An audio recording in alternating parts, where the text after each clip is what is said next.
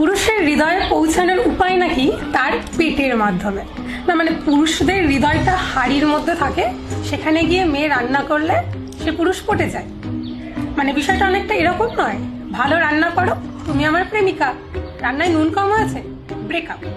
না মানে আমি তো এরকম কোনো পুরুষ আমার জীবনে দেখিনি, না ভাই, না বন্ধু, না হাজবেন্ড, যে এটা বলে রান্না ভালো পারলেই বিয়ে হওয়ার যোগ্য, আর রান্না ভালো না পারলেই বিয়ে করা যাবে না। মানে আর কোনো গুণ থাকুক না থাকুক, রান্না পারো তো তাহলে বিয়ে হবে, বাকি সব গুণ রয়েছে, রান্নাটা ঠিক পারো না, তাহলে একটু ভেবে দেখতে হবে। না মানে এরকমই যদি হতো তাহলে পৃথিবীর সব পুরুষ তো শুধুমাত্র রাঁধুনিদেরই বিয়ে করতো। রাঁধুনিদের বিয়ে হয় কারণ তারা ভালো মানুষ, আর যে যাকে বিয়ে করছে সে ভালো মানুষ, সে কেয়ারিং, সে তার প্রেমিকা, সে তাকে ভালোবাসে তাই বিয়ে করছে।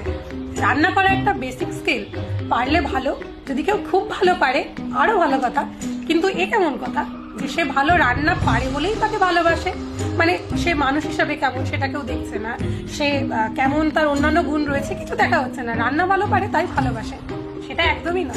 সে রান্না ভালো পারে, সেটা তার একটা বিউটি বা স্কিল, কিন্তু সে মানুষ ভালো তাই তার হাজবেন্ড তাকে ভালোবাসে বা তার প্রেমিক তাকে ভালোবাসে। যাই হোক, আমার মাংসটা করা হয়ে গেছে, একটু নামাতে যেতে হবে, সো বাই।